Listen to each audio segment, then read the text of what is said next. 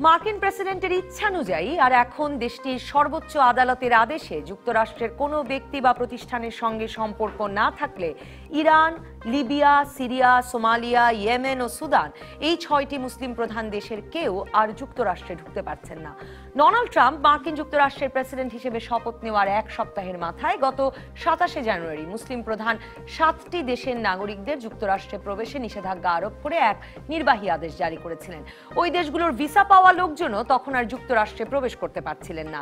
সেই আদেশে যুক্তরাষ্ট্রের শরণার্থী গ্রহণের কর্মসূচি সিরিয়া থেকে অনির্দিষ্টকালের জন্য আর বাকি বিশ্ব থেকে 120 দিনের জন্য স্থগিত করা হয়েছিল। কিন্তু ফেব্রুয়ারি মাসে দেশটির নিম্ন আদালতে এই নিষেধাজ্ঞা সে সময় স্থগিত হয়ে যায়। প্যারিস, লন্ডন, ব্রাসেলস, বার্লিনের সন্ত্রাসী হামলার উদাহরণ টেনে জাতীয় নিরাপত্তার কথা বলে ওই মুসলিম প্রধান দেশগুলো থেকে লোক আসা বন্ধ করতে দৃঢ় প্রতিজ্ঞ ট্রাম্প এর পরেও আইনি লড়াই চালিয়ে যান এবং গত সপ্তাহে দেশটির সুপ্রিম কোর্ট যুক্তরাষ্ট্রে ব্যবসা বা পারিবারিক সম্পর্ক ব্যতীত আর সকলের ওই দেশগুলো থেকে ঢোকা বন্ধের পক্ষেই মত দিয়েছে। সুপ্রিম কোর্টের 9 বিচারকের এই বেঞ্চের 5 জনই ট্রাম্পের রিপাবলিকান পার্টি মনোনীত। আমেরিকার ভেতরে মানবাধিকার সংগঠনগুলো গত জানুয়ারি থেকে ইসলাম বিদ্বেষী এবং মার্কিন আদর্শ বিরোধী হিসেবে ট্রাম্পের এই উদ্যোগের প্রতিবাদ জানিয়ে আসছে। আমেরিকায় তো বটেই, বিশ্বেই সম্ভবত প্রথম কোনো দেশ আইন করে কোনো একটি বিশেষ ধর্মে গরিষ্ঠ দেশের লোকের যাতায়াতে কড়াকড়ি আরোপ করলো। বর্তমান বিশ্ব প্রেক্ষাপটে এর গুরুত্ব এবং বাংলাদেশের নাগরিকদের জন্য এই কড়াকড়ি কোনো নতুন আশঙ্কা কিনা তা নিয়ে আলাপ করতে আজ রাজকাহন স্টুডিওতে আছেন সাবেক পররাষ্ট্র সচিব শামসের মুবিন চৌধুরী, সাবেক রাষ্ট্রদূত নাসিম ফেরদৌস এবং জাহাঙ্গীরনগর বিশ্ববিদ্যালয়ের অধ্যাপক ডক্টর তারেক শামসুর রহমান। স্বাগত আপনাদের তিনজনকেই। আমি শামসের মুবিন চৌধুরী যদি আপনাকে দিয়ে শুরু করতে চাই, আপনি মানে এই ঘটনাটি শেষ পর্যন্ত ঘটলো, আংশিকভাবে হলেও ঘটলো, যে এই কটি দেশের লোকের আসলে সম্পর্ক বিচার করা হবে, ব্যবসায়িক সম্পর্ক থাকতে হবে, তার মানে কেউ বেড়াতে যুক্তরাষ্ট্রে ঢুকতে পারবেন না, চিকিৎসার জন্য যুক্তরাষ্ট্রে ঢুকতে পারবেন না এবং নিরাপত্তার নামে এরকম 6টি দেশকে চিহ্নিত করে এই ঘটনাটি ঘটলো। এটা তো একটু মানে দুঃখজনক বলবো, তাৎপর্যপূর্ণও বটে। ধন্যবাদ। এই ডোনাল্ড ট্রাম্প প্রশাসনের কোন নীতি নিয়ে কোন সময় আলাপ আলোচনা করা হবে বা কিভাবে আলাপ আলোচনা করে এটা নিয়ে সকলেই বোধহয় আর এটা নিয়ে আর কোনো মানে নৈরাশ্য তো বটেই বিশ্বে, সারা বিশ্বে নৈরাশ্যজনক শব্দটি আসলে আরো ভালো। হ্যাঁ, এবং এর চাইতেও যদি আরো কিছু কঠিন শব্দ থেকে থাকে সেটাই হচ্ছে শুধু যুক্তরাষ্ট্রে নয়, এর প্রতিক্রিয়া ইউরোপে এবং মধ্যপ্রাচ্যে, আমাদের এশিয়াও এসে পড়ছে। এই যে অভিবাসীদের এখন সুপ্রিম কোর্টের এবং সুপ্রিম কোর্টের রায়টা যেটা আপনি বললেন যে বিভক্ত রায়, মানে 5 জন যে রিপাবলিকান পার্টির, ওদের কিন্তু আবার সুপ্রিম কোর্টের কিন্তু দলীয় পরিচিতিতে কিছুটা পরিচিত না হলেও দলীয় আদর্শের সাথে একটি যদি সমন্বয় থাকে তো সেইভাবে তাদেরকে নিয়োগ দেওয়া হয়। এবং সর্বশেষ যে জাস্টিস গারুশকে দেওয়া হলো, ওর ব্যাপারে কিন্তু ডোনাল্ড ট্রাম্প তাতেই মানে বলেছেন যে গারুশ গেলেই আমার সব হয়ে, গারুশ ওখানে সুপ্রিম কোর্টে গেলেই আমার সবকিছু হয়ে যাবে। এবং আমি শুনলাম যে আপনাদের মুখে শুনলাম যে গারুশই নাকি এই অভিযানটা উনি চালিয়েছেন যে এই ট্রাম্পের এই নির্বাহী আদেশকে বৈধতা দেওয়ার জন্য বা এটা সাংবিধানিক। 5 জন রিপাবলিকান এর পক্ষে মত দিয়েছেন এবং অন্য 4 জন রিপাবলিকান আদর্শের সাথে তারা একমত না, তারা ভিন্নভাবে রায় দিয়েছেন। এখন এটা শুধু মানে এটার কতটুকু আইনি বা বেআইনি সেটা তো পরের বিষয়, এটা অনৈতিক, অমানবিক এবং আমি মনে করি যে এই ধরনের মধ্যযুগী একটা সিদ্ধান্ত যুক্তরাষ্ট্রের থেকে আসাটা সারা বিশ্বের জন্য কিন্তু আসলেই একটা ভয়ঙ্কর ব্যাপার। আমি বিশ্বাস করি যে যুক্তরাষ্ট্রের বেশিরভাগ জনগণ এই ধরনের রায়কে পছন্দ করবেন না, এই সিদ্ধান্ত পছন্দ করবেন না। দেখেন, যুক্তরাষ্ট্র যে ইতিহাসটা যদি আপনি দেখেন, অভিবাসীদের দ্বারা প্রতিষ্ঠিত এই দেশ, সকলেই অভিবাসী, কেউ আগে ট্রেনে এসছেন, কেউ পরে ট্রেনে এসছেন, এই মানে ট্রেনে তো আসেনি, জাহাজে করে এসছেন। তো ইউরোপ থেকে কেউ এসছেন, তারা এখন যুক্তরাষ্ট্র নাগরিক হয়ে গেছেন। মধ্যপ্রাচ্য থেকে যারা গেছেন, লেবানন থেকে গেছেন, সিরিয়া থেকে গেছেন, চীন থেকে গিয়েছেন, ভারত থেকে গিয়েছেন। তো অভিবাসী, আগের জাহাজের অভিবাসীরা এখন সিদ্ধান্ত নিচ্ছে যে পরের জাহাজের অভিবাসীকে আমরা আসতে দেব না, তাই না? তো এইটাই এর চাইতে বড় অনৈতিক সিদ্ধান্ত কি হতে পারে? আমি বললাম, শুরুতেই বললাম যে ট্রাম্পের কোন বিষয় নিয়ে কে কখন বলবে। উনি টুইট করে সিএনএন এর সঙ্গে যুদ্ধ দেখাচ্ছেন, মহিলা এক সাংবাদিকের ব্যাপারে উনি অকথ্য ভাষায় উনি কথা বলেছেন, ওনাকে বলা হয় সর্বসক্ষণ উনি মিথ্যা কথা বলছেন। আর যদি দেখেন যে ট্রাম্প আজকে প্রেসিডেন্ট তার অভিষেকের পরে এখন পর্যন্ত কিন্তু দুটো বড় রাজ্যে কোনো মিটিং করেনি, সমাবেশ করেনি, জানেনি। একটা হচ্ছে ক্যালিফোর্নিয়া, একটা হচ্ছে নিউ ইয়র্ক। দুটোই ওনার বিরুদ্ধেই কিন্তু ভোট পড়েছিল। কিন্তু উনি সব সমাবেশ করছেন কোথায়? ওই যে ইলেকটোরাল কলেজ ভোট, যেখানে পেনসিলভেনিয়া, আয়োয়া, উইসকনসিন, ফ্লোরিডা, যেখানে ওনার পক্ষে ভোট পড়েছে। তো উনি কিউবার নীতি উনি পরিবর্তন করেছেন, ইরানের ব্যাপারে উনি অন্য সিদ্ধান্ত নিয়েছেন। উনি রিয়াদে ঘুরে আসলেন, তারপরে পরে কাতারের সঙ্গে সৌদি আরবের গন্ডগোল হয়ে গেল।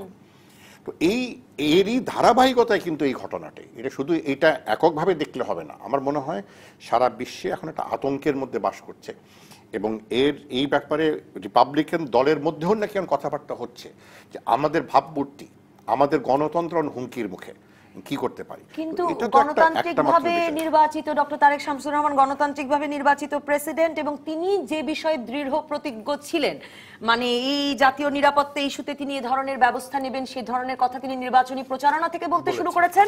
ক্ষমতা নিয়েছেন, অভিষিক্ত হয়েছেন, এক সপ্তাহের মধ্যে করেছেন। তখনও অনেকে বলেছেন যে এ বোধহয় হবার নয়, বা মানে আমেরিকার মতো দেশে সিভিল লিবার্টিজ, অ্যাক্টিভিস্টদের, আইনজীবীদের এই তৎপরতার মধ্যে হবার নয়, হয়ে তো গেল। না, ওই যে যেটা আলোচনা শামসুর রবিন সাহেব যেটা আলোচনা সূত্রপাত করছিলেন যে মার্কিন যুক্তরাষ্ট্রের সুপ্রিম কোর্ট তো ধরেন মতাদর্শগতভাবে ডিভাইডেড, সেখানে রিপাবলিকান সমর্থিত জাস্টিস আছেন, ডেমোক্রেটিক সমর্থিত জাস্টিস আছেন, কারণ তাদের কাঠামোটা এরকম ক্ষমতা পরিবর্তনের সাথে সাথে আসলে অ্যাটর্নি জেনারেল থেকে সুপ্রিম কোর্টের বিচারক সবাই বদলেছে। ফলে ওই যে মানে 5 জন বিচারপতির পক্ষে রায় দিলেন, 4 জন তার বিপক্ষে তাকে সমর্থন করলেন না। ফলে একটা আংশিকভাবে হলেও এই তার নির্বাহী আদেশটা কার্যকর করা হলো, এবং ওই যার ফলে ওই যে কতগুলো যে 7টি দেশ থেকে আপনি বলেছিলেন শুরুতেই, একটি দেশ বাদ যে এখন 6টি দেশ আসলো, এবং ইরাক বাদ গেছে, এবং বাকি দেশগুলো থেকে, বাকি 6টি দেশগুলো থেকে আসতে পারবে না। কিন্তু যেখানে একটা জিনিস আমার কাছে খুব স্পষ্ট, আমি আপনাকে সাথে একটু শেয়ার করতে চাই, সেটি হচ্ছে এর যুক্তিটা কি। যুক্তিটা ছিল এরকম যে মুসলমানরা নিরাপত্তার জন্য হুমকি, কোট আনকোট, অর্থাৎ এই সমস্ত দেশগুলোতে প্রায় শতকরা 100% মুসলমান, এবং তারা নিরাপত্তার জন্য, মার্কিন যুক্তরাষ্ট্রের নিরাপত্তার জন্য হুমকি, এবং এদেরকে আসতে দেওয়া হবে না। কিন্তু বাস্তবতা কি তাই বলে? আমি আপনাকে দুটো রেফারেন্স দেই, দুটো স্টাডির রেফারেন্স দেই। একটা হচ্ছে fund at the national institute, আর একটা হচ্ছে সেন্টার ফর ইনভেস্টিগেটিভ রিপোর্টিং। তাদের একটা যৌথ রিপোর্টে দেখা গেছে, তারা স্টাডি করেছে একটা 2008 থেকে 2016 সাল পর্যন্ত 201টি ঘটনা যেখানে সন্ত্রাসবাদী কর্মকাণ্ডের সাথে জড়িত ঘটনাটা তারা স্টাডি করেছে। তাদের স্টাডিতে বলা হয়েছে 115টি ঘটনা যেখানে সন্ত্রাসবাদ জড়িত, এটা করেছে দক্ষিণপন্থীরা, রাইটিস্টরা। অনলি 63টা হচ্ছে ইসলামপন্থীর সাথে সম্পর্কিত ব্যক্তিরা, এবং 19টা ঘটনা ঘটেছে বামপন্থীরা। তাহলে ব্যাপারটা কি দাঁড়াইলো? ব্যাপারটা দাঁড়ালো যে দক্ষিণপন্থী রাইটিস্টরা মার্কিন যুক্তরাষ্ট্রে তারা সবচেয়ে বেশি সন্ত্রাসী করেছে, এবং তারা মার্কিন যুক্তরাষ্ট্রের নিরাপত্তার জন্য হুমকি সৃষ্টি করেছে। এখানে মুসলমানরা তো হুমকি সৃষ্টি করলো না। আসলে মূল বিষয়টা হচ্ছে যে একটা এন্টি মুসলমান সেন্টিমেন্ট প্রথম থেকে তার ভেতরে কাজ করেছিল, এবং তিনি ক্ষমতায় যেই এখন এটাকেই প্রথম এক্সিকিউট করলেন। তার ফলশ্রুতিটা একদম দেখেন, প্রথম একের পর এক রায়গুলো যখন বাতিল হচ্ছিল, তার নির্বাহী আদেশ, তিনি বারবার এটাকে উচ্চতর আদালতে নিয়ে যেতে চাচ্ছিলেন, এবং শেষ পর্যন্ত গেলেন এবং তার রায়টা তিনি পেলেন। ফলে একটা যেটা হবে এখন এর মধ্যে দিয়ে, যে মার্কিন যুক্তরাষ্ট্র তো বেসিক্যালি একটা ইমিগ্রেন্টদের দেশ। ট্রাম্পের নিজের পূর্বপুরুষ এসছে, তার বাবা এসছেন জার্মান থেকে, তার মা এসছেন খুব সম্ভবত আয়ারল্যান্ড থেকে, এরকম। তো তিনি নিজেও তো ইমিগ্রেন্টদের রক্ত ক্যারি করেন তার শরীরে, কিন্তু ওরা কেউ মুসলমান না। প্রশ্নটা হচ্ছে সেইখানেই, যেহেতু তারা মুসলমান না, সেখানে ধর্মীয়ভাবে এখানেই তারা টার্গেট করেছে।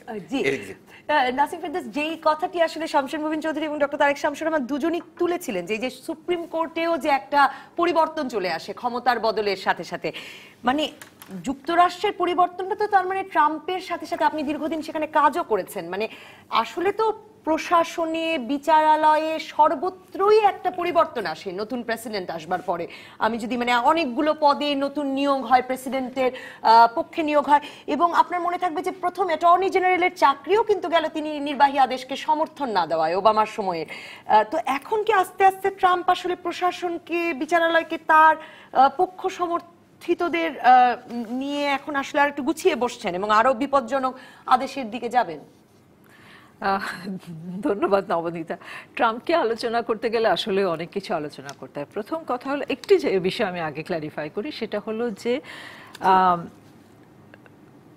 প্রেসিডেন্টের বদলের সাথে সাথে, মানে অ্যাডমিনিস্ট্রেশনের বদলের সাথে সাথে কিন্তু সুপ্রিম কোর্ট বদলায় না।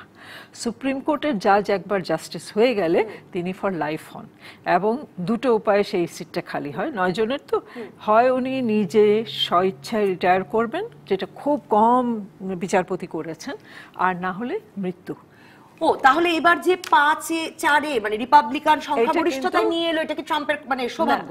এটা সৌভাগ্য এই জন্য, সৌভাগ্য মারা যাওয়ার কারণে একজন মারা গেছে, একটা খালি হলো, এবং সেটাতে ওবামা উনি তার দিলেন, নমিনেশন দিলেন। সেই নমিনেশন কি রিপাবলিকান হাউস আটকে রাখলো, সেনেট আটকে রাখলো, যার কারণে কনফার্ম করলো না। সুতরাং কনফার্ম কেন, হিয়ারিংই হয়নি। তো সেখানে যদি ওই জাজ যদি জাস্টিস হতেন, তাহলে আপনি আজকে এই আদেশটা পেতেন না।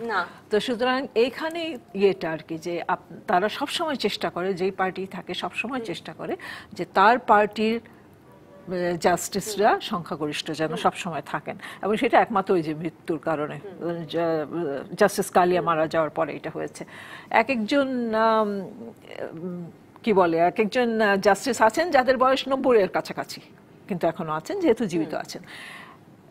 জাস্টিস গিন্সবার্গ, মহিলা, উনি বলেছিলেন ট্রাম্প যদি আসেন তাহলে উনি দেশ ছেড়ে চলে যাবেন, উনি যদি প্রেসিডেন্ট হন। এইরকম ট্রাম্প বিদ্বেষী।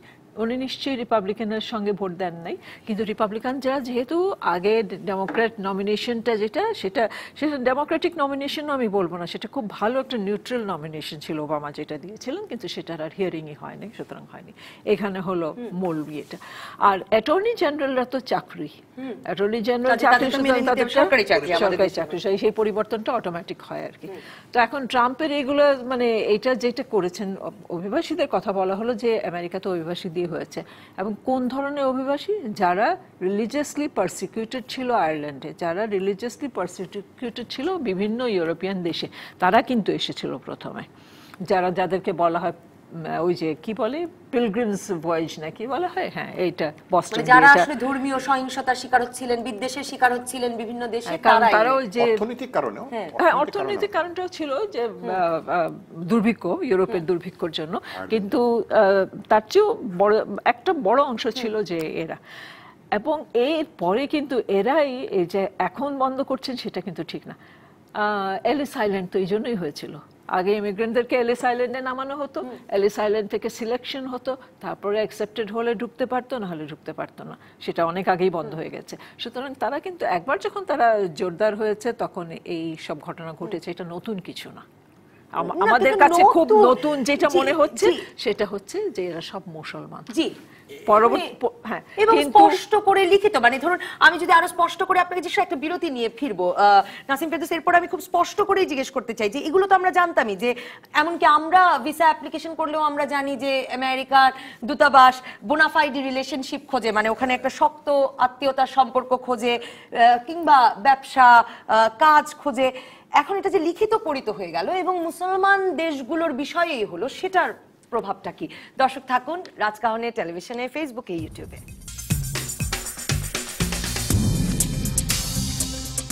ফিরে এলাম রাজকাহনে। নাসিম ফেরদৌস, আপনি বলা শুরু করেছিলেন যে একটা স্ক্রিনিং এর ভেতর দিয়ে তো আমেরিকা মানুষ ঢোকাচ্ছিলই একটা দীর্ঘ সময় ধরে। আপনি এলিস আইল্যান্ডের কথাও বলছিলেন, যে কাজে এটা তেমন কোনো মানে প্রথম ঘটনা নয়, কিন্তু প্রথম ঘটনা তো বটেই, কারণ নিরাপত্তার কারণ দেখে আপনি মুসলিম সংখ্যাগরিষ্ঠ একটি বিশেষ ধর্মের সংখ্যাগরিষ্ঠ লোকদের কয়েকটি দেশ পছন্দ করলেন এবং তাদের ক্ষেত্রে লিখিতভাবে বলে দিলেন, মানে এটাই আইন করে দিলেন যে বোনাফাইড রিলেশনশিপ ছাড়া, মানে একেবারে নিকট পরিবারের আত্মীয় ছাড়া এবং ব্যবসা বাণিজ্য না থাকলে আমেরিকায় আর ঢুকতে পারবেন না।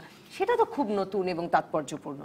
হ্যাঁ, নতুন তো বটে, এবং জিনিসটাই তাৎপর্যপূর্ণ, কারণ এর ধরনের একটা বাধা লিখিতভাবে কনস্টিটিউশনালি যেখানে তাদের ফ্রিডম অফ সবকিছু আছে, মানে সেখানে সেটা আসলে কনস্টিটিউশন বিরোধী এটা, এবং ডেমোক্রেটস তাই বলে আসছেন। কিন্তু দেখেন বিষয় যে এই যে 7টা দেশকে সিলেক্ট করা হয়েছে, মুসলমান বিরোধী মানলাম, 7টা থেকে পরে ইরাক বাদ পড়েছে 6টা দেশ। এখন এই 6টা দেশের পৃথিবীতে তাদের গুরুত্ব কতটুকু, তাদের অবস্থান কোথায়, তারা কি এই লড়াই লড়তে পারবে?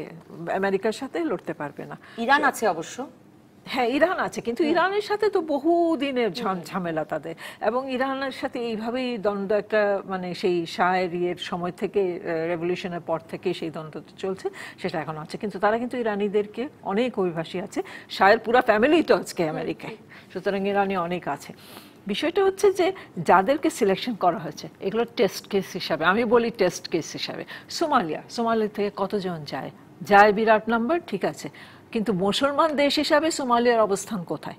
মুসলমান দেশের যদি সংখ্যাগরিষ্ঠ দেখেন, যে একটু আগে আমরা আলাপ করছিলাম, আপনার পাকিস্তান নাই, আফগানিস্তান নাই, ইন্দোনেশিয়া সবচেয়ে ওয়ান অফ দ্য লার্জেস্ট, আর সৌদি আরব যেটার ইয়েরা আপনার বিন লাদেন ঘটনা ঘটালো, সবচেয়ে বড় ঘটনা ঘটালো, তারা তো নাই, এরা কেউই নেই। সুতরাং এটা যে খালি জাস্ট মুসলমান বিদ্বেষী একটা কিছু করলে তার পপুলারিটি বাড়বে, এর বাইরে আর কিছু না। এটা this is just a politics of popularity ট্রাম্পের জন্য। আর টেস্ট কেস হিসেবে কিভাবে, মানে যে এইটার পরে এই মুসলমান দেশগুলো তো কোনো ইউনাইটেড নেশনসে মুভ করবে, ইয়ে করবে, বড় কোনো রকমের রিয়াকশন হবে, সেটা তো হবে না।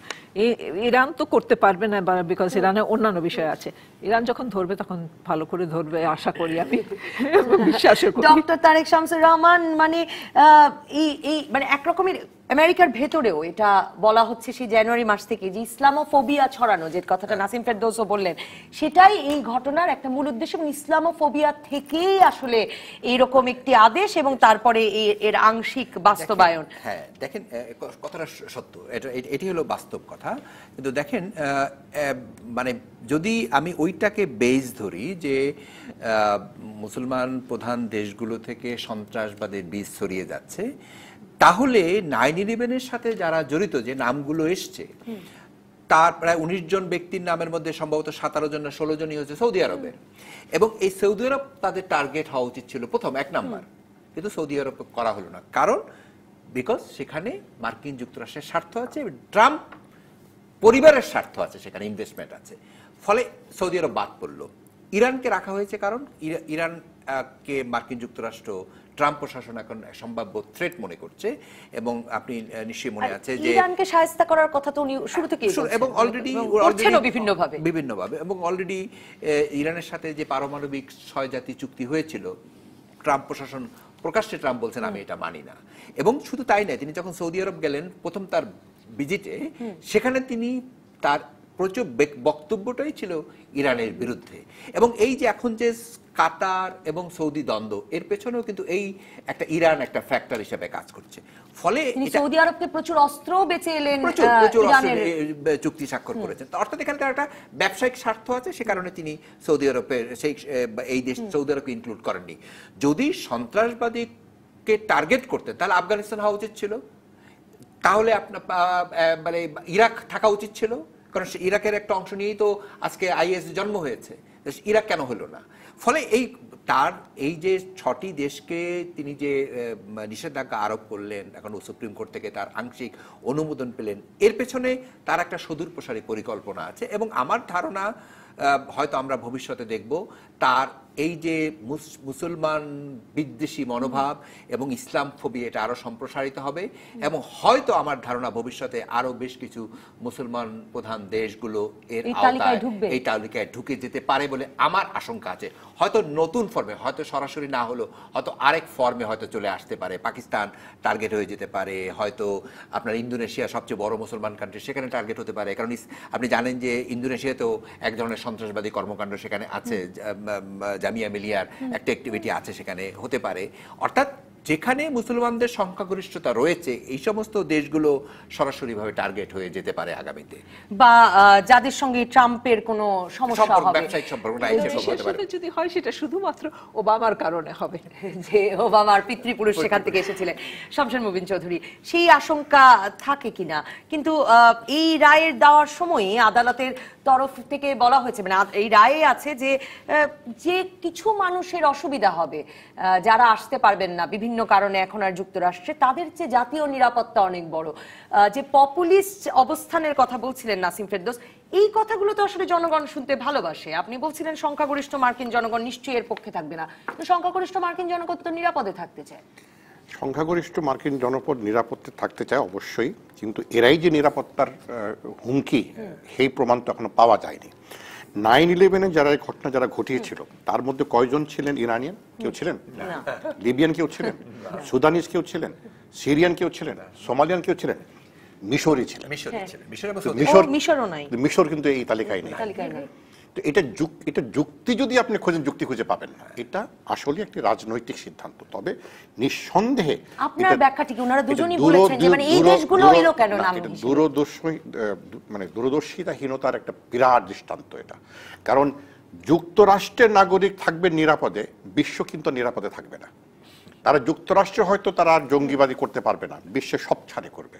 এবং যুক্তরাষ্ট্রে যত প্রতিষ্ঠান আছে বিদেশে, প্রত্যেকটি কি তখন হুমকির এখন মুখোমুখি হবে। এইটার কারণে যেখানে শান্তি সৃষ্টি করতে চান, নিরাপত্তা নিশ্চিত করতে চান, তার ঠিক বিপরীতে এই পদক্ষেপটা নেওয়া হলো। এর আরেকটা বিষয় দেখেন, গত সপ্তাহে জাতিসংঘের শান্তিরক্ষা যে বাজেট, সেটা যুক্তরাষ্ট্রের প্রেসারে বিশাল অংশে কমানো হয়েছে।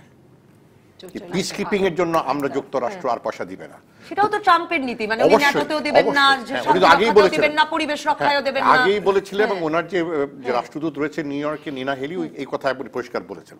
তো কার নিরাপত্তা না খুঁজছেন? যুক্তরাষ্ট্রের ভিতরে নিরাপদ থাকলে কি বিশ্ব নিরাপদে থাকবে, এটার কোনো নিশ্চয়তা নেই। এই জন্য বলছি যে হোমগ্রোন টেররিস্টদের কথা তো ভুলে যাচ্ছেন ট্রাম্প। মানে সাম্প্রতিক সময়ে কোনো হামলাই তো আসলে বাইরে থেকে কেউ এসে করে। সুপ্রিম কোর্টের কথা আপনারা বললেন, যে যেটা তারেক শামসুন খুব সুন্দর করে বললেন, যে মতাদর্শের যেখানে একটা মিল থাকে সেখানে সেইভাবে সুপ্রিম কোর্টে নিয়োগ দেওয়া হয়। তো সেই মতাদর্শ যখন শুরু হয়েছিল, সেটা কিন্তু তিনটে বিষয় নিয়ে শুরু হয়েছিল। নিরাপত্তা সেটা ইস্যু ছিল না। একটা ছিল অ্যাবর্শন, একটা ছিল গান কন্ট্রোল, আর ছিল হেলথ কেয়ার। এই তিনটা বিষয় যে মার্কিন যুক্তরাষ্ট্রের নাগরিকদের দৈনন্দিন জীবনে যেটার উপরে প্রভাব পড়ে, সেটা নিয়ে কোন জাজ, কোন বিচারক কি অবস্থান নেন, সেইভাবে দেখা হতো। এর সাথে এখন যোগ হয়েছে, এই সিদ্ধান্তের কারণে যোগ হয়েছে নিরাপত্তা বিষয়টা বা মুসলিম বিরোধী চিন্তাধারাটা। এটা কিন্তু সম্পূর্ণ একটি সাম্প্রদায়িক সিদ্ধান্ত। রাজনৈতিক চিন্তা উনি করছেন, এতে উনি লাভবান হবেন কিনা এই মুহূর্তে বলা মুশকিল। আমার মনে হয় যদি দীর্ঘমেয়াদী বা মধ্যমেয়াদীও কালে দেখি, আমি মনে হয় না উনি এতে লাভবান হবেন। কারণ আজকে হোক কালকে হোক, আপনার আয়োয়া স্টেট, যেটা রিপাবলিকানদের পক্ষে, ট্রাম্পের পক্ষে ভোট দিয়েছিল, যুক্তরাষ্ট্রের সবচেয়ে পুরনো মসজিদ কিন্তু আয়োয়া স্টেটে। তো মুসলমানরা সেখানে কিন্তু আজকে না, 150 বছর আগে গিয়েছে। তারা নিরাপত্তার হুমকি হয়নি। নিরাপত্তার হুমকি মূলত কিন্তু গান কন্ট্রোল। এই যে অস্ত্র, ক্ষেপণাস্ত্রের উপরে কোনো নিয়ন্ত্রণ নেই, যার যা ইচ্ছা সে যে কয়টা ইচ্ছা গান করতে পারছে, শুধু শিকারের জন্য না, অটোমেটিক রাইফেল টাইফেল তার সব কিছু আছে এদের হাতে। 9/11 পর থেকে আজ কিন্তু আপনি দেখেন, জঙ্গি হামলায় কয়টা যুক্তরাষ্ট্রের নাগরিক হতাহত হয়েছেন, এবং গান যারা এই যে এক্সট্রিমিস্টদের হাতে বা গান ইস্যু নিয়ে কয়জন হতাহত, পরিসংখ্যান 3 গুণ বেশি। তো এইটা কোনো নীতি না, এটা হচ্ছে একদম মানে এক্সট্রিমিস্ট চিন্তাধারার একটি প্রতিফলন, যার সঙ্গে স্টিভ ব্যানন জড়িত, যার সঙ্গে ওই চিন্তাধারা। স্টিভ ব্যানন বলেছিল, ওনাকে বলেছে you are a dark personality. Dark মানে আপনি খারাপ বলেছেন, বলেছে dark is good. Dark is good কারণ ডিক চেইনি ওয়াজ ডার্ক, উনি সেই ধরনের। ওরা কিন্তু সেই মানে ডিক চেইনিকে ছাড়িয়ে গেছেন তারা এবার। তো এটা এখন হয়ে গেছে, তো কিছু করার নেই। এখন এইসব দেশ থেকে নাসিম ফিরদৌস যে কথাটা বললেন, এরা তো এমনিও যেতে পারবে না, সেই আর্থিক সাথে সমর্থন নাই, তার যাওয়ার অবস্থান নাই। আরো দুঃখজনক হলো, তারা কিন্তু নিজের দেশে চরম নিরাপত্তাহীনতায় ভুগছেন। তো তারা যাবেন, আশ্রয় নিয়ে যাবেন কোথায়? এরাই তো চরমপন্থী হবে, এরা তো এখন জঙ্গিবাদে তারা সঙ্গে জড়িত হবে। যখন you have nothing to lose, then you don't care. আমি একটা বিরতিতে যাব, বিরতি থেকে ফিরে আমি আসলে জানতে চাইবো যে আপনি যাকে সাম্প্রদায়িক সিদ্ধান্ত বলছেন, ডক্টর তারেক শামসুর রহমান বলছেন যে তিনি আশঙ্কা করেন যে এটা হয়তো বা আরো অনেক দেশের ক্ষেত্রেই এখন এই সিদ্ধান্ত প্রয়োগ করা হতে পারে, সেটা মনে করেন কিনা? আর আমেরিকার মতো একটি দেশে এরকম একটি সাম্প্রদায়িক সিদ্ধান্ত নেবার পর সেই উদাহরণও অন্য অনেক দেশ নিরাপত্তার খাতিরে অনুসরণ করবার সম্ভাবনা দেখেন কিনা, আশঙ্কা করেন কিনা, সেই প্রসঙ্গেও আসবো। দর্শক থাকুন রাজকাহনে, টেলিভিশনে, ফেসবুকে, ইউটিউবে।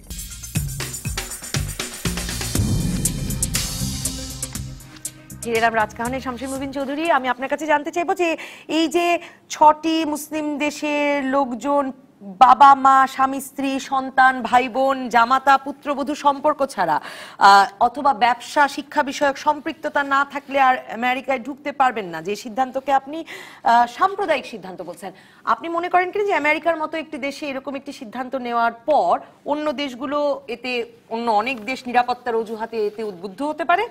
আর আমেরিকাতেও ডক্টর তারেক শামসুর রহমান বলছিলেন যে তিনি আশঙ্কা করেন যে এই তালিকা তো আমেরিকাও আরো বাড়াতে পারে। আমেরিকা নিঃসন্দেহে এই তালিকা বাড়াতে পারে এবং সেইটার সমূহ সম্ভাবনা আছে, এটা উড়িয়ে দেওয়া যাবে না। তবে এটা মানে অন্য বিশ্বের যেটা রাষ্ট্রের কথা বলছেন, ইউরোপীয় মূলত, তাই না? তারাই তো এখন জঙ্গিবাদের শিকার হয়েছে। ফ্রান্সের প্রেসিডেন্সির নির্বাচনের পরে এবং নেদারল্যান্ডের নির্বাচনের পরে এবং যেটা জার্মানি নির্বাচন হবে, তাতে দেখা গেল কিন্তু ইউরোপ আমেরিকার মতো এই ভুল পথে যাচ্ছে না। তারা কিন্তু একটু, তারা দক্ষিণপন্থীদের প্রত্যাখ্যান করেছে। দক্ষিণপন্থী না, তারা সেই গণতান্ত্রিক লিবারেল ইজমটাকে তারা ধরে রেখেছে, ভালোভাবে ধরে রেখেছে। এটা হলো ম্যাচুরিটি। এখন এই ধরনের সিদ্ধান্ত ইউরোপে কোনো দেশে হবে বলে আমি মনে করি না। তারা যদি হয়, তারা চিহ্নিত ব্যক্তিকে করবে, কোনো দেশের নাগরিককে সেইভাবে তারা করবে না। এই ব্যক্তি আমাদের জন্য হুমকির কারণ এর পুরো আমরা বাংলাদেশও করতে পারি, এটা দেশের কোনো ব্যাপার না। তো আমি মনে হয় না এটা ইউরোপে ছড়াবে। আমি বিশ্বাস করি এটা ইউরোপে ছড়াবে না, বিশেষ করে ফ্রান্সের নির্বাচনের পরে যেটা পরিষ্কার দেখা গেল। এবং আপনারা জানেন, আমি বলেছিলাম আপনাকে সেই ফ্রান্সের নির্বাচনের পরে যে ম্যাক্রনের দল 1 বছরও বয়স হয় নাই, সংসদীয় নির্বাচনে উনি বিশাল সংখ্যাগরিষ্ঠতা পেয়েছেন। জার্মানিতে প্রায় একই এরকম ধরনের ফলাফল হবে। তো ইউরোপে এটা ছড়াবে না। তবে এটার যুক্তরাষ্ট্রের ভিতরে এটা কিভাবে হবে এবং এটার প্রতিক্রিয়া কি হবে দীর্ঘমেয়াদী, আমার যেটা ভয় হচ্ছে যে সন্ত্রাস বিরোধী আন্দোলন, যেটা ওয়ার এগেইনস্ট টেরর যেটাকে বলা হতো, যেটা সকলে আমরা একসময় সেই বলি আমরা খেয়েছি, আমার মনে হয় এটাকে ক্ষতিগ্রস্ত করবে, এটা হোঁচট খাবে একটা। কারণ এটা কিন্তু একটা মানে এখন এটাকে তো আর আপনি আর দমন করার যে আপনার প্রচেষ্টা, সেখানে আপনি মানে সক্ষমতা অর্জন করতে বা সেটাকে আপনি আরো বেশি এগিয়ে নিতে যাওয়ার ক্ষেত্রে আপনার যদি এখন ইউরোপে কোনো ঘটনা ঘটে, তাই না, তখন ইউরোপিয়ানরা বলবে যে তুমি তো ওখানে মুসলমানকে বন্ধ করে দিয়েছো, তারা তো এখন এগুলি করবে, আমরা কি করবো? আমরা তাদের হাত তো বাঁধে বেঁধে দেওয়া হয়েছে। আপনি বলছেন যে আমেরিকাও আমেরিকার জন্য এবং বিশ্বের জন্য বিপদ আরো বাড়ালো আসলে। তাই তো আপাত দৃষ্টিতে তাই মনে হচ্ছে। আমি আশা করি যে এটার পরিবর্তন আসবে। অক্টোবরে অবশ্য আবার একটি সিদ্ধান্ত নেবে আদালত চূড়ান্তভাবে এই বিষয়টি নিয়ে। আগামী অক্টোবরে আবার একটি শুনানি হবে। এটি 90 দিনের জন্য হলো, তারপরে অক্টোবরে আবার শুনানি হবে। এটাকে বহাল রাখা হবে, আমি মনে হয় না কোনো পরিবর্তন আসবে। কারণ 5-4 সংখ্যাগরিষ্ঠতা তো থাকবেই রিপাবলিকান বিচারপতিদের। ডক্টর তারেক শামসুর রহমান, আপনি বলছিলেন এই আশঙ্কার কথা, আপনি বাংলাদেশি নাগরিকরা সেখানে বাংলাদেশিদের যাওয়ার ক্ষেত্রে কোনো মানে বিশেষ কোনো আশঙ্কা এবং এর ফলে এটার একটা প্রতিক্রিয়া আসলে সকল মুসলিম সংখ্যাগরিষ্ঠ দেশেই পড়বে বলে মনে করেন কিনা? না, প্রথম কথা হচ্ছে যে খুব স্বাভাবিকভাবেই এর একটা প্রতিক্রিয়া অন্যান্য মুসলিম দেশগুলোতেও পড়বে। সেক্ষেত্রে সরাসরিভাবে কোনো আইন বা নীতি না থাকলেও এর একটা পরোক্ষ একটা ইনফ্লুয়েন্স থাকবে। এর ফলে হয়তো দেখবেন ভিসা দেওয়ার ব্যাপারে এক ধরনের কড়াকড়ি আরোপ করা হবে। বাংলাদেশ এতে করে বাংলাদেশের যারা অভিবাসী হতে যাচ্ছেন ভবিষ্যতে তারা কিছুটা হলেও ক্ষতিগ্রস্ত হতে পারেন। বাংলাদেশি ছাত্ররা যারা পড়তে যাবেন তারা এফেক্টেড হতে পারেন। এবং H1B ভিসা যেটাকে কাজের ভিসা যেটা, সেক্ষেত্রে হয়তো ভবিষ্যতে মুসলমানদের দেশগুলো আদৌ এটা সুযোগটা পাবেন না এবং তারা বঞ্চিত হবেন। ফলে এক ধরনের একটা এই সিদ্ধান্তটা একটা মেসেজ দিল মুসলমান বিশ্বের জন্য যে তারা যে একটা আলাদা জগতের বাসিন্দা, এটা ট্রাম্প তাদেরকে স্মরণ করিয়ে দিলেন। ফলে এই মুসলমান দেশগুলোর সাথে এক ধরনের এটাকে কি বলবো আমরা, যে একটা কুল রিলেশনশিপ ডেভেলপ করবে। দ্বিতীয়ত হচ্ছে বহির্বিশ্বে আমেরিকার যে এক ধরনের একটা গ্রহণযোগ্যতা, America is the leader, free society, free market, democracy etcetera etcetera, এটা নিয়েও এখন প্রশ্নের মুখোমুখি হতে হবে প্রশাসনকে। এখন এটার পরিণতি, চূড়ান্ত পরিণতি কোথায় গিয়ে দাঁড়ায় আমরা বলতে পারবো না। তবে এই যে মুসলমান বিদ্বেষের জন্ম হলো এটা দিয়ে, এটা কন্টিনিউ করবে। দক্ষিণপন্থীরা মার্কিন যুক্তরাষ্ট্রে আরো বেশি উৎসাহিত হবে, যারা গান ওই গ্রুপ তারা আরো বেশি উৎসাহিত হবে, এবং সেটা তো মানে হেট ক্রাইমও তো বাড়ছে, হেট ক্রাইম বাড়বে, হেট ক্রাইম আরো বাড়বে। এবং এটা যেহেতু এটা এক ধরনের একটা অলিখিত আইন হয়ে যাবে যে মুসলমান যারা একটু পর্দানশীল মুসলমান, যারা পর্দা করেন, এটা তো অনেক আছেন, অনেক আমেরিকানরা পর্দা করেন, তারা এখন এফেক্টেড হবেন। এবং এটা ভবিষ্যতে একটা প্রশ্নের মুখে থাকবে, মার্কিন যুক্তরাষ্ট্রের সাথে মুসলিম বিশ্বের দেশগুলোর সম্পর্ক কোথায় নিয়ে যায়। নাসিম ফেরদৌস, এই 9/11-এর পর থেকেই তো আসলে আমাদের মতো দেশগুলোর মানুষ জানে যে খুব ঘনিষ্ঠ আত্মীয়তা না থাকলে, ইউনিভার্সিটির কাগজ না থাকলে, কাজ না থাকলে, মানে বেড়াতে যাওয়ার জন্য, শখ করে যাওয়ার জন্য তরুণ বয়সে খুব কঠিন, মানে সপরিবারে যাওয়ার বিষয়টি, ভিসা পাওয়াটা খুব কঠিন। মানে এটা তো সেই 9/11-এর পর থেকেই মানে আমাদের জানা। বাস্তবতাটা এর পরে আপনার মনে হয় কিনা, আপনার অভিজ্ঞতা কি বলে যে আরো পাল্টে যাবে কিনা, এবং বাংলাদেশ সেক্ষেত্রে কূটনৈতিক কোনো তৎপরতায় কোনো লাভ হয় এসব ক্ষেত্রে? আসলে এইসব জায়গায় কূটনৈতিক তৎপরতা দিয়ে কোনো কিছু হবে না, কারণ এটা হলো একেবারে চূড়ান্ত পর্যায়ে, প্রেসিডেন্টের পর্যায়ে তার মতাদর্শ যা, তাই সেই মতাদর্শ দ্বারা বিবেচিত হয়েছে এই বিষয়টি। বাংলাদেশের যেটা 9/11-এর পরে না, 9/11-এর আগেও সবসময় বাছাই পর্বটা তাদের কিন্তু খুব কঠিন সবসময় ছিল, কিন্তু তারপরেও মানুষ কিন্তু সপরিবারে বেড়াতে গেছে। ট্যুরিজমটা অ্যাকসেপ্টেবল ছিল, এবং যাদের বিত্তমান যারা গিয়ে থাকতে পারবে সেই বিত্তটাই দেখা হতো তখন, দেখে তারপরে দিয়ে দেওয়া হতো ভিসা। অনেক এরকম ভিসা নিয়ে গেছে মানুষ, এখান থেকে গিয়ে ওখানে বাচ্চা হয়েছে, এরকমও অনেক ঘটনা আছে। তো এগুলো তখন হয়েছে, এইটা এখন একদম কমে যেতে পারে, এটা তো অবশ্যই কমে যাবে। যেটা হবে যে গতবার যখন এই কয় মাস আগে যখন এই প্রথম যে এই আইনটা যখন আসলো, ট্রাম্পের এই আইনটা, তখন এয়ারপোর্টগুলোতে একটা একেবারে কেওস সৃষ্টি হয়েছিল, সেটা এখন আর হবে না। কারণ এখন এই যেটা তারেক বললেন যে একটু আগে, যে ভিসা দেওয়ার সময়ই সেটা এখানেই সব সমাপ্তি ঘটনা ঘটে যাচ্ছে, যার কি হবে আটকাবার যা সব এখানে। এবং এইটা আমি বলবো যে আমি জানি, আমি শুনেছি যে অনেকে এবার ভিসা পান নাই বাংলাদেশের, কারণ তাদের ওই যে জিনিসটা নাই, একেবারে ব্লাড রিলেশনস নাই, পৌঁছে গেছে, হ্যাঁ পৌঁছে গেছে, এবং এটা হবে। কিন্তু এটার চেয়ে বড় কথা হলো যে ট্রাম্পের বাকি সব পলিসি কি দাঁড়াবে মুসলমান বিশ্বর বিরুদ্ধে। মুসলমান দেশ শুধু না, মুসলমান যারা আমেরিকায় আছেন তাদের না, সমস্ত মুসলমান বিশ্বের প্রতি তার কি পলিসি দাঁড়াবে, এবং সেইখানে মুসলমানরা কতটা মার খাবেন, এবং সেই মুসলমানের বিরোধিতা কে করছে, তারা তার কত ঘনিষ্ঠ বন্ধু, এইসব বিষয়গুলো। সৌদি আরবের সঙ্গে তো খুবই ঘনিষ্ঠ সম্পর্ক গড়ে এলেন ট্রাম্প, এবং আসবার পরে আবার সৌদি আরবের সঙ্গে, সৌদি আরব সঙ্গে বলবো না, আমি একটু ভিন্নভাবে দেখি সৌদি আরবের সাথে। সৌদি আরবটা হলো একেবারে রাজত্বের সাথে, মানুষের সাথে, রাজ পরিবারের সাথে। এবং সেটা ওই যেটা তারেক শামসুর রহমান বলছিলেন যে পারিবারিক সম্পর্ক বা ব্যবসার সম্পর্ক ট্রাম্পের যেখানে আছে সেখানেই সেইটা রাজ পরিবারের সাথে সেই হয়েছে।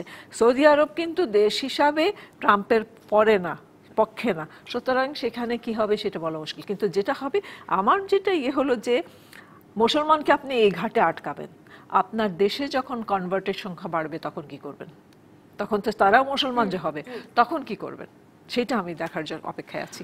না, কিন্তু সেই প্রশ্নটি আমি ডক্টর তারেক শামসুর মানে আমি শমশের মবিন চৌধুরীকেও করেছিলাম যে এই শঙ্কাটির কথা তো আমেরিকার ভেতরেও হচ্ছে যে আসলে তো সন্ত্রাসবাদ তো ভেতরেও হচ্ছে, মানে হোমগ্রোন টেররিস্টরাই তো এখন হামলাগুলো চালাচ্ছে। এবং সেটা তো ইউরোপেও তাই, বেলজিয়ামেও তাই হয়েছে, ফ্রান্সেও তাই হয়েছে, এই মরক্কো হ্যাঁ, যারা দ্বিতীয় প্রজন্ম, তৃতীয় প্রজন্ম এরা, আপনার ফ্রান্সেও তাই হয়েছে, বেলজিয়ামে তাই হয়েছে, সব জায়গায় এটাই হচ্ছে যে আসলে এই যে কথাটা একটু আগে গিয়েও বলছিলেন যে এই 6টা দেশ থেকে তো কেউ গিয়ে ওখানে সন্ত্রাস করে নাই, তো সুতরাং এটা একেবারে ধর্মের বিরুদ্ধে, কিন্তু সেটা তো সমস্ত এই ধর্মে বিশ্বে যেসব জায়গা আছে সব জায়গার জন্য এটা প্রযোজ্য হবে। ডক্টর তারেক শামসুর রহমান, আপনার কাছে শেষ প্রশ্ন যে মানে মনে করেন কিনা যে আসলে মুসলিম দেশগুলো মানে এই বিষয়টি নিয়ে সবসময় একটা প্রশ্ন উদ্বেগ থাকে যে মুসলিম দেশগুলো নিজেরা মানে কোন রকম মুসলিম বিশ্ব বলে মানে একতাবদ্ধ হয়ে কোনো সিদ্ধান্ত নিয়ে বা কোনো অবস্থান নিতে কি পারে বা পারবে এই বিষয়ে?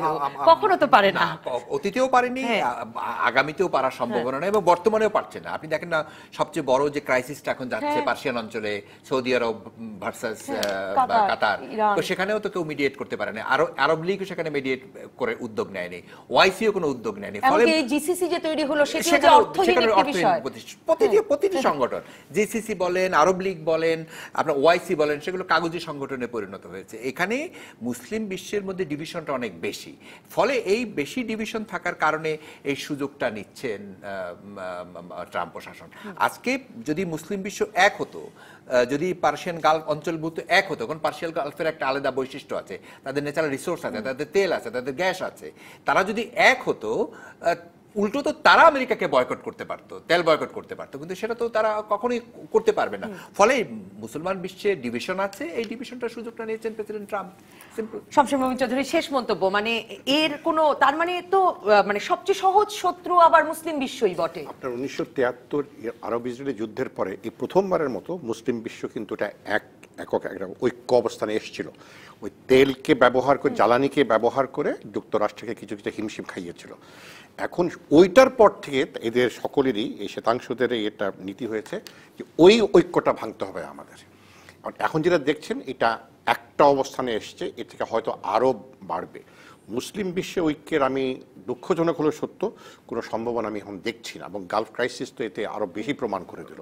আপনি দেখেন Indonesia, Malaysia, Brunei, Bangladesh, Pakistan কেউ কিন্তু সৌদি আরবের পক্ষে অবস্থান নেয়নি, তাই না? তা সত্ত্বেও তো সৌদি আরবে যা করার তা করে যাচ্ছে, এবং যুক্তরাষ্ট্র এটা নিয়ে খুব আরামে আছে। আরবের পাল্টা অবস্থান নেওয়া আসলে সকল এখন তো প্রশ্নই ওঠে না। আর এই যে 6টি দেশ আপনি বেছে নিলেন, এটা করে তো এই বিভাজনটাকে আরো গভীরতর করে দিলেন, তাই না? তো এখন আর মুসলিম বিশ্বের ঐক্যের কোনো অবস্থান নেই। অসংখ্য ধন্যবাদ শমশের মবিন চৌধুরী, ডক্টর তারেক শামসুর রহমান, নাসিম ফেরদৌস। আমাদের হয়তো আবার কিছুদিনের মধ্যেই কাতার সংকট, মানে 2 দিন সময় বেঁধে দিয়েছে সৌদি জোট, আমরা সেই নিয়েও হয়তো কথা বলতে হবে।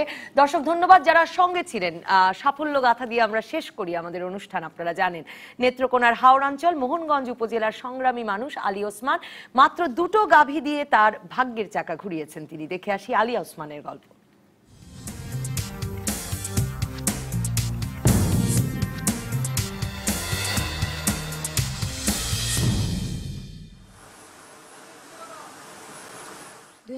সালে নেত্রকোনার মোহনগঞ্জ উপজেলার আলী ওসমান 4 একর জায়গায় মাত্র 2টি গাভী দিয়ে গড়ে তুলেন সামিউন ডেইরি ফার্ম। এরপর আর পেছনে ফিরে তাকাতে হয়নি তাকে। বর্তমানে তার খামারে 125টি ষাঁড় ও গাভী রয়েছে। তিনি এখন এলাকায় একজন সফল উদ্যোক্তা হিসেবে পরিচিত।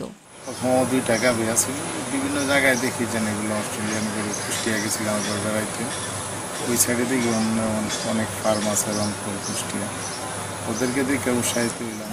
আলী ওসমান খামারেই গড়ে তুলেছেন একটি মিষ্টি তৈরির কারখানা এবং বায়োগ্যাস প্ল্যান্ট।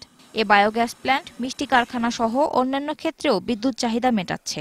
এছাড়া 8টি পুকুরে বিভিন্ন প্রজাতির মাছও চাষ করছেন তিনি। ফার্ম থেকে যে গোবরটা দিয়ে আমি বায়োগ্যাস প্ল্যান্ট, বায়োগ্যাস প্ল্যান্ট থেকে যেটা জৈব সার হয়ে বের হয়, ওটা আমার ভবিষ্যৎ পরিকল্পনা, ওটা আমার বাজারজাত করার চিন্তা ভাবনা আছে। জৈব সারের গোবরটা মাছের দেওয়ার। বর্তমানে আলী ওসমান খামার থেকে প্রতিদিন 300 থেকে 400 লিটার দুধ পেয়ে থাকেন। সেই দুধ বাজারে বিক্রি না করে তার নিজের তৈরি মিষ্টি কারখানা মোহনগঞ্জ মিষ্টান্ন ভান্ডারে ব্যবহৃত হয়। প্রায় 52 প্রকারের মিষ্টি ও দই তৈরি করে থাকেন আলী ওসমান। আমরা 300 লিটার দুধ এখানে হয়। এই দুধটা আমরা নিজস্ব প্রসেসে মিষ্টি বানাই করে তৈরি করে আমাদের নিজস্ব শোরুম আছে, ওখানে বিক্রয় করা হয়। DBC news desk. আপাতত বিদায় রাজকাহন থেকে। আগামীকাল রাত 10টা পর্যন্ত সব খবরে খুঁজতে থাকুন রাজনীতি। তারপর রাত 10টা থেকে 12টা আপনার বিশ্লেষণের সঙ্গে মেলাবো আমার বিশ্লেষণ। তৈরি হবে নতুন রাজকাহন। সঙ্গে থাকুন ডিবিসি।